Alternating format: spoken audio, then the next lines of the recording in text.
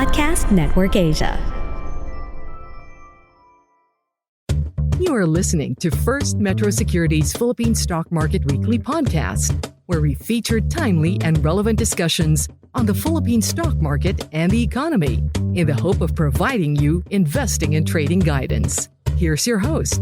Hi investors, it's Anjz from FirstMetroSecurities and you're tuned in to Philippine Stock Market Wrap-Up. In today's episode, I'll walk you through what happened in June 2026, from key economic data to major market drivers, and how these shaped overall investor sentiment. Let's start with the big picture. In June, the PSEi ended the month higher by 4.65% or 268.41 points to close at 6,037.17, shaped by a mixed bag of factors. Let's rewind a bit and walk through what happened this past month. At the tail end of May, markets were already under pressure. MSCI rebalancing took effect at the close of May 29, so effective on June 1, while business confidence for April dropped further into negative territory at 35.8. The PSEi closed that week at a 6-month low of 5,768.76. Moving into June, Philippine S&P Global Manufacturing PMI rose to 50.8 in May, which was previously at 48.3, signaling a return to expansion. Philippine Bank's NPL ratio in April rose to a record 8-month high to 3.37%, which was at 3.29% in March, indicating some stress in the banking sector.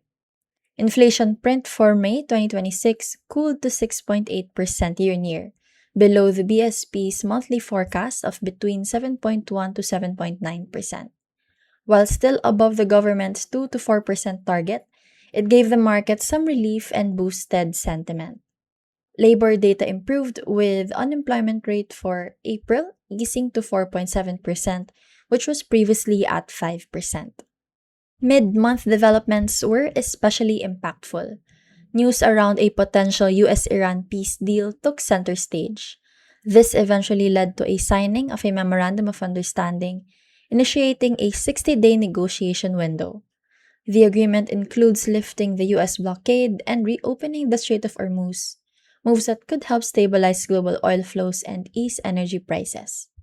Following the announcement, Brent crude price dropped to a 3-month low of about $83 per barrel. Eventually, oil prices reverted back to pre-war level, which helped ease global inflation concerns. Central banks diverged slightly. US Fed kept rates unchanged at 3.75%, while the Bangko Sentral raised rates to 4.75% from 4.5%, signaling a continued focus on inflation control locally. There was also news on Philippine growth expectations being revised downwards. DepDev now expects the Philippine economy to grow between 3.5 to 4.5% in 2026, below the government's initial 5 to 6% target, as underspending and the impact of the US-Iran conflict weigh on economic activity. Growth will continue to be dragged by slower government spending and elevated inflation driven by oil shocks, although authorities expect a rebound in the second half as fiscal disbursements accelerate. While supportive policies and domestic demand may aid recovery, policymakers highlighted inflation control and restoring business confidence as key to sustaining growth. Philippine business confidence for May improved slightly to 25.2 from 35.8 in April. That's still both in the negative territory, but it's still suggesting that sentiment may be stabilizing. Now, let's shift to some key stock movements and developments. Let's start with the MSCI May rebalancing. On one hand, looking at the MSCI Philippine Standard Index, Jollibee Foods Corp or JFC was removed, which aligned with our earlier forecast. In terms of weight changes, the top increases were seen in ICT, BDO, and SM, while the biggest reductions were in MER and ALI. Notably, ICT benefited from foreign inflows, driven by its large index weighting of around 41%.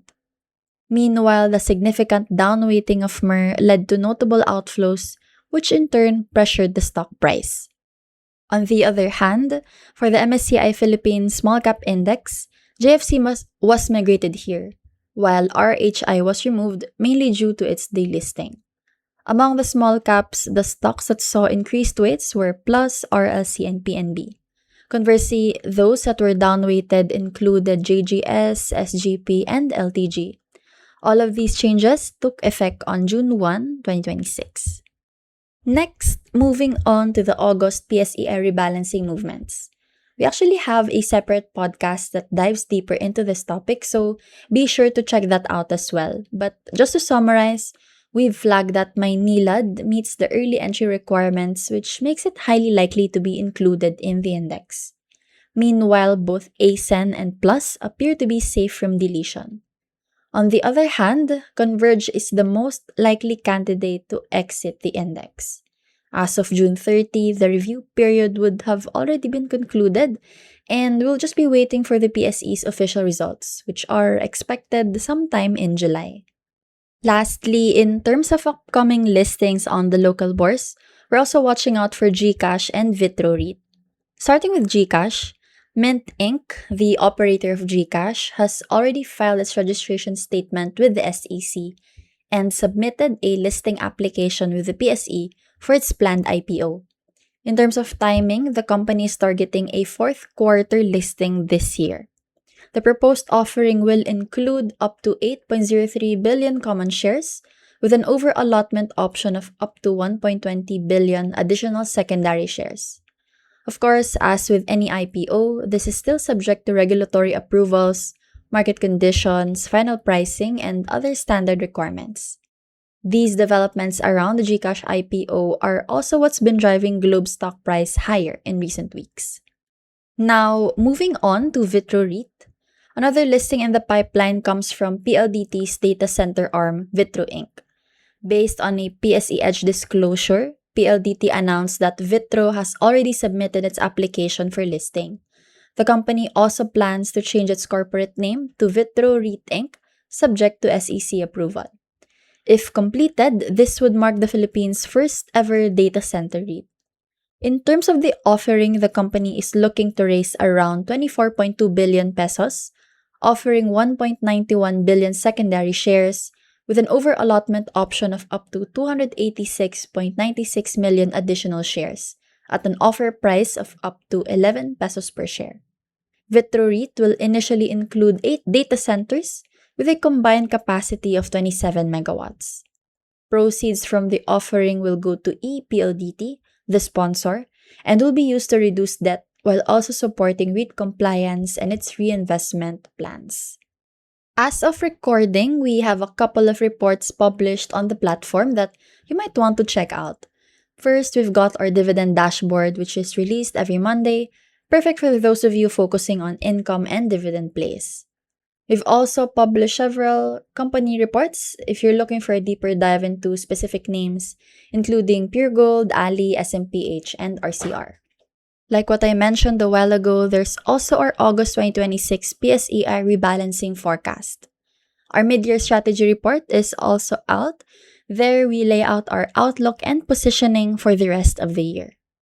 And speaking of our mid-year strategy, we'll be having our mid-year Traders Playbook event where we'll walk you through our outlook and strategy for the second half of the year, along with our top stock picks. As always, we'll be joined by guest speakers who will share insights on the macroeconomic landscape and technical analysis. We'll wrap things up with a live Q&A session so you can send in your questions and interact with the team. Stay tuned, we'll be releasing the full details soon, so keep an eye out for our official announcement. Alright, that's it for today's episode. If you found this helpful, don't forget to follow us on our socials. That's First Metro Securities on Facebook, Instagram, and YouTube, and FirstMetroSec on TikTok.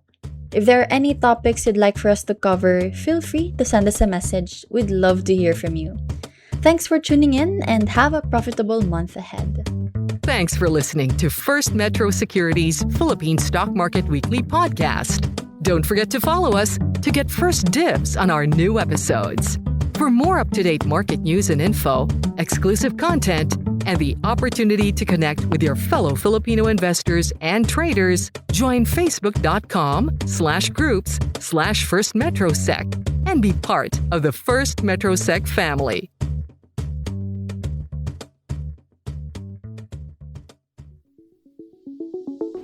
FirstMetroSec is providing this podcast as a general market commentary. Reference to any specific security, product, or entity do not constitute as an offer or a solicitation of an offer to buy or sell any financial instruments or to participate in any particular trading strategy. The statements, comments, views, or opinions expressed by the hosts are subject to change without notice, and FirstMetroSec is under no obligation to update, amend, change, or correct any of the statements, comments, views, or opinions expressed. The statements, comments, views, and opinions expressed by the guests are their own and do not necessarily reflect the view of FirstMetroSec. FirstMetroSec disclaims any liability arising from reliance on or reference to any information obtained in this podcast.